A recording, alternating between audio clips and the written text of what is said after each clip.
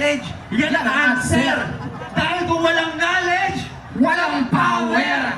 at speaking of power, dapat may solusyon sa electric bill ang ihahalal natin sa buwan. Dahil dapat may platapormang hindi napapatid dahil nakakatakot maputulan. Baka pwede nyo akong paliwanagan. Buwan-buwan tayong pinapahirapan. Si nanay yung pambayad kung saan kukunin, di na malaman.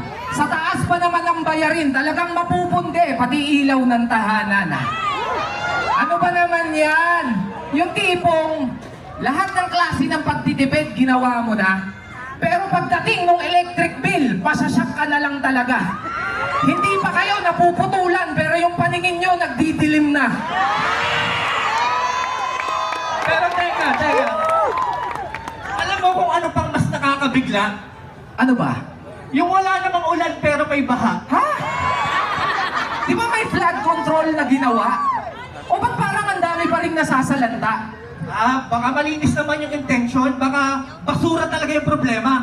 Baka may pinasulang problema. Ang problema, kung mananatili tayo sa bulong na sistema, Ano mang linis nyo sa basura, hanggat nandun sila't nakatenga, mawala man yung baha, mananatili kayong lubog sa problema. Hi!